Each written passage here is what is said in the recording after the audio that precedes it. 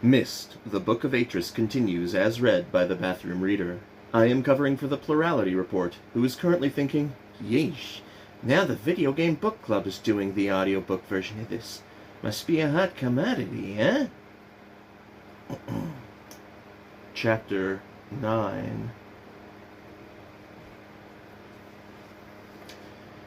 At the end of a broad, once tree-lined avenue, bordered by massive houses, stood the Donny Gatehouse.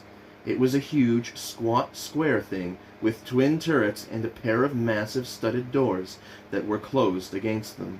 On the great slab of a lintel above the doors, 2 Donny words had been cut deep into the ancient stone. Looking up at it, Atrus translated it in his head. District of Jateri. Stepping up to the left-hand door, Gen braced himself, then leaned against it, straining against it, but despite his efforts, it did not move even the tiniest amount. Gen turned, looking about him, then walked across, venturing into the garden of one of the nearby houses, to emerge a moment later with a heavy-looking piece of metal, clearly the ornamental spout of a fountain.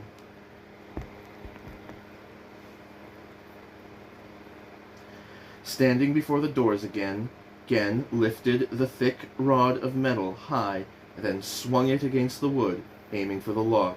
There was a cracking sound, and splinters flew, but the door held firm. Grunting loudly, Gen raised the spout time and again, smashing it against the door, the wood splintering more and more each time. Finally, on the 7th or 8th blow, the lock fell away. Gen threw the spout down, then, leaning against the door, he heaved, his whole body straining, his neck muscles taut. Slowly but surely, the massive door eased back.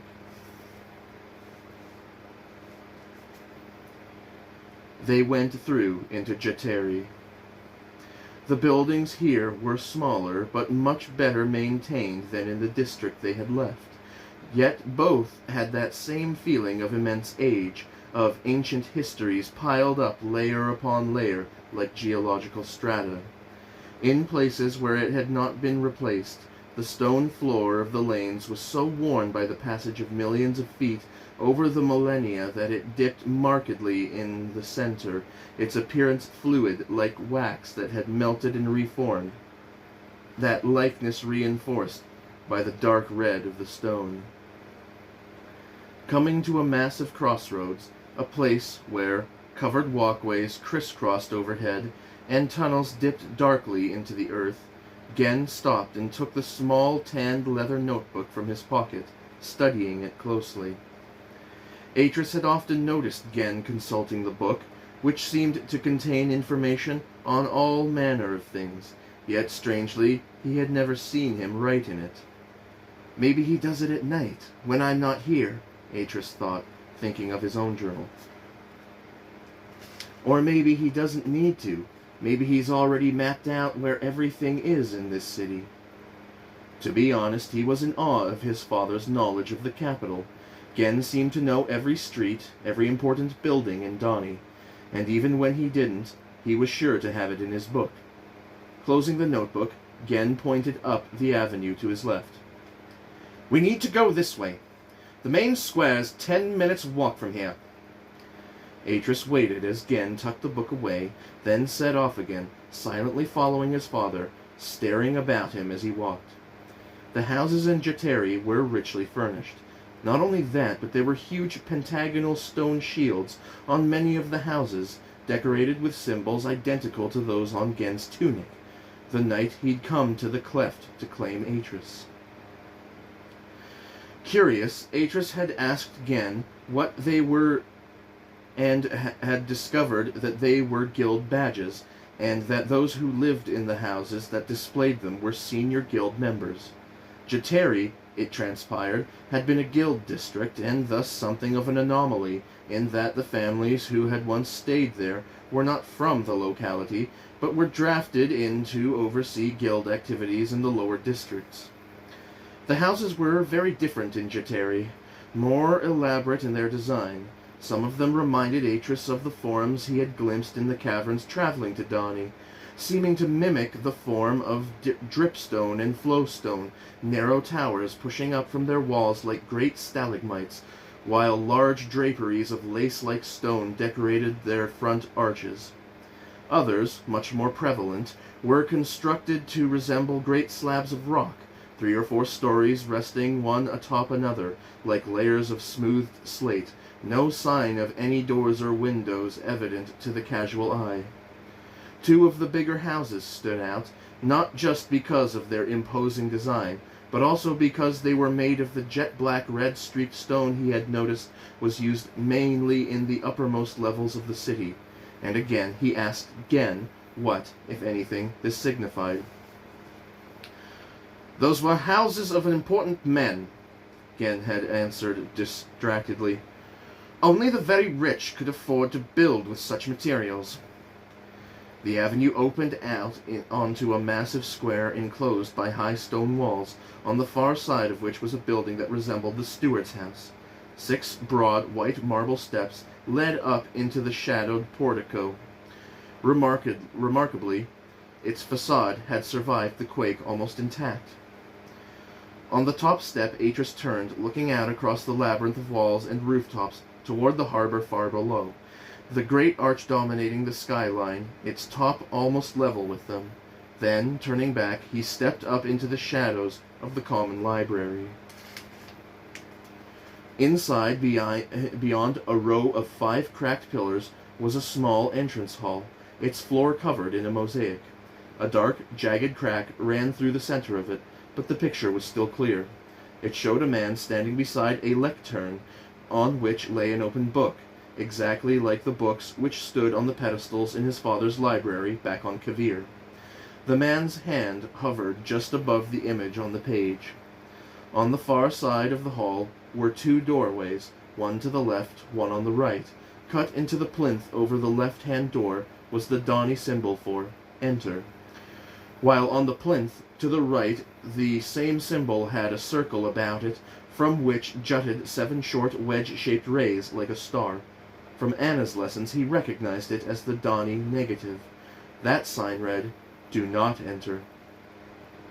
He went to the left-hand door.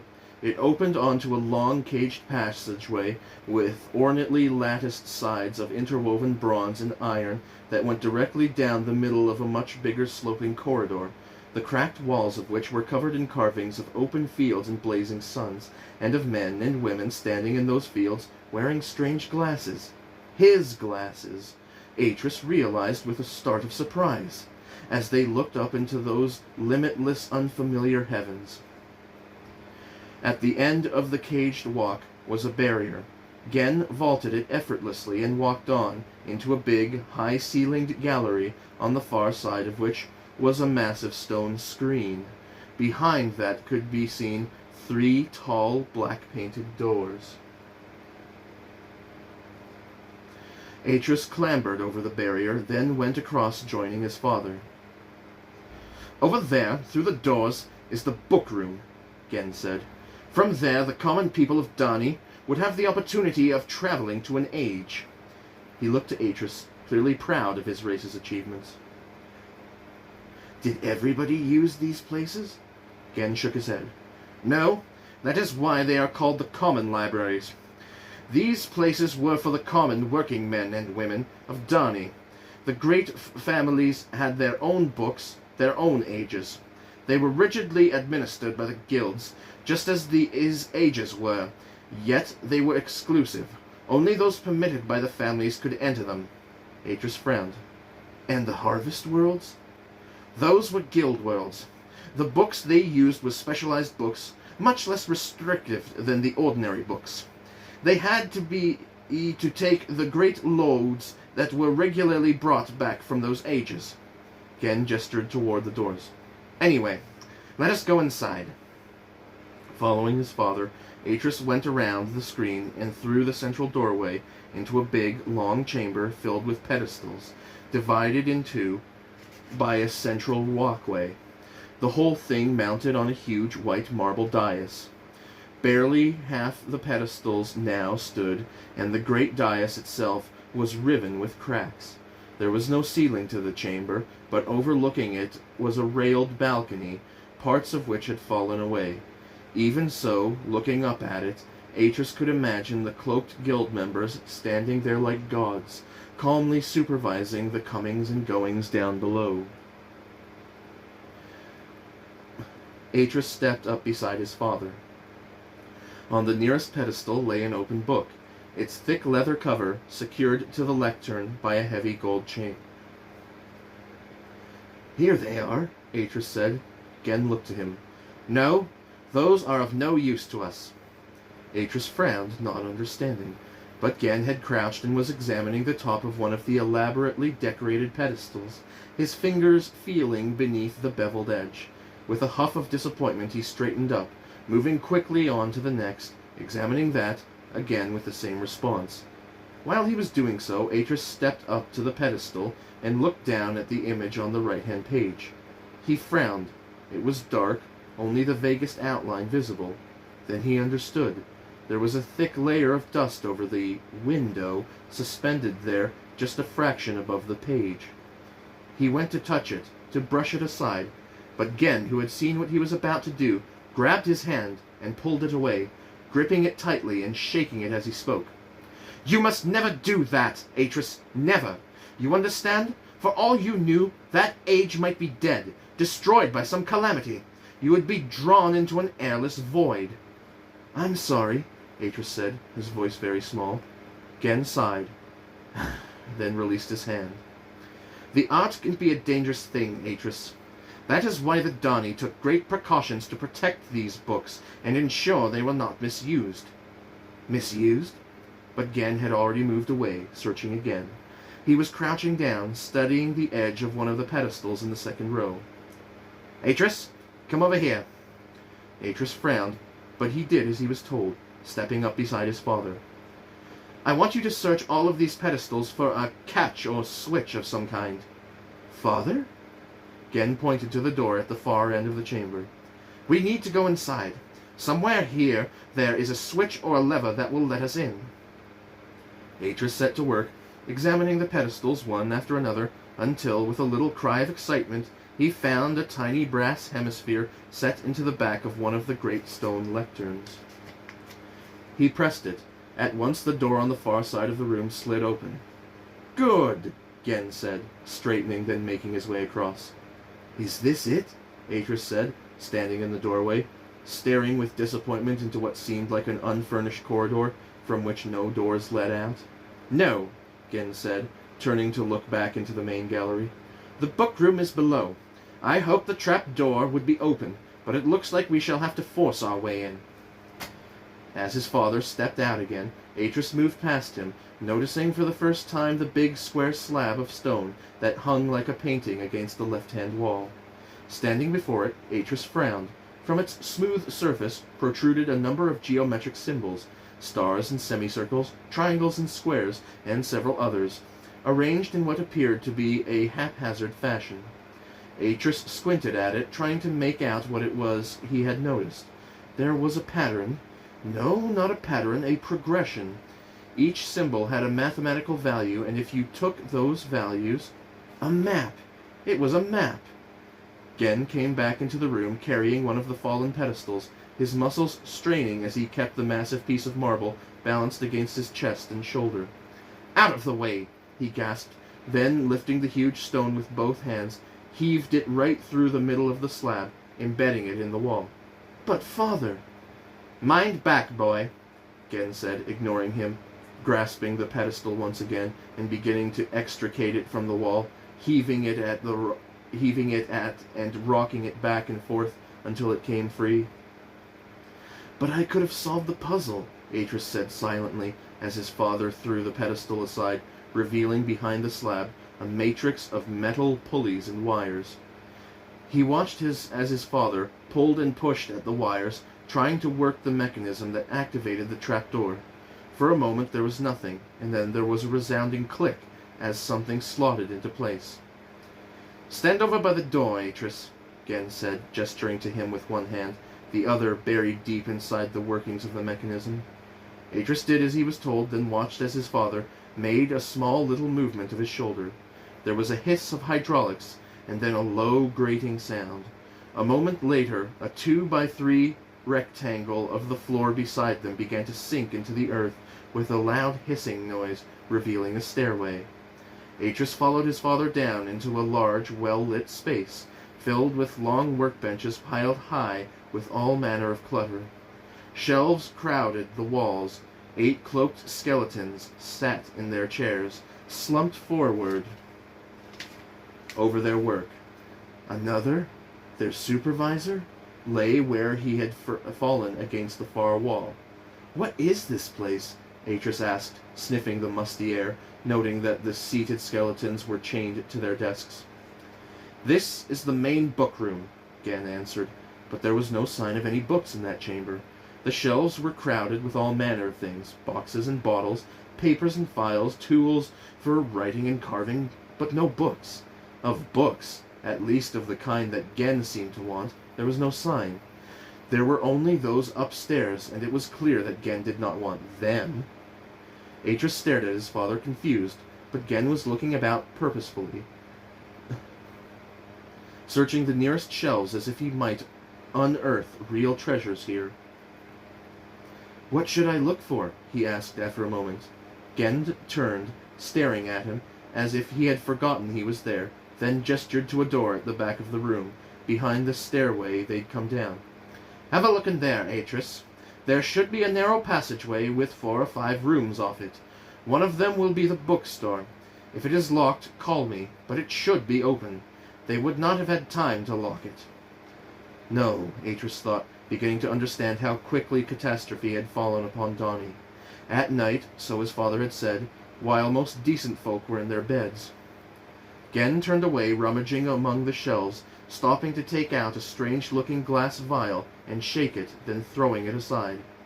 Atrus watched him a moment longer, then went through, finding it exactly as Gen had described. The passageway was 8 paces long. 2 doors led off to the left, 2 to the right, 1 lay directly ahead.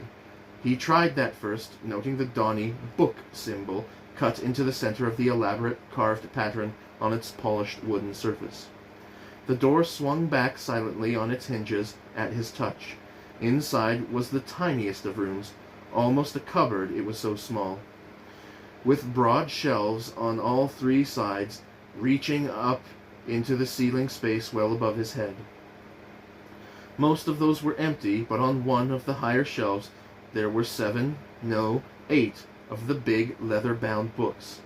Atrus reached up and pulled one down, a red-covered book, surprised by how heavy it was, as if it were made of something more than paper. Then, kneeling, he placed it on the floor in front of him and opened it. Nothing. The pages were blank. Disappointed, he closed the book and slipped it back into its place, then took another, this time with a pale green leather cover. That too proved blank. One by one he took the books down, certain that he would find at least one that had something written in it, but they were all, as far as he could see, the same. Defeated, he placed one of the books beneath his arm and went outside, walking back down the passageway despondently. Gen had cleared a space on one of the workbenches and was bent over what looked like a wooden tray filled with a dozen or so large amber-colored ink pots. After a moment he straightened, holding up one of the big 5-sided crystals to examine it, its rich amber color reflected in Gen's pallid face. Then, noticing Atrus standing there, he looked across. "Well, did you find any?" "It's no good," Atrus said, steeling himself against his father's anger. "There's nothing in them." Putting the ink pot back in the case, Gen came and took the book from Atrus. "Here, let me see that." He opened it and flicked through a number of the pages, then looked up again. "This is fine. This is just what I was looking for. Are there others?" Atrus went to shake his head, then nodded, utterly confused now. "But I thought you wanted ones with ages in them. These are just books." Gen laughed. "No, Atrus, these are not just books. These are the Cortenia, blank books, waiting to be written." Written. Atrus stared at his father. Gen unslung his knapsack and slid the book inside it, then looked to Atrus again. "How many books are there in the store?" "8. "Good. Then bring them back in here. There is ink here," he said, gesturing toward the case of amber-colored pots. "And pens, too. So we have everything we need. Come then, quickly now, boy. We can be home by supper."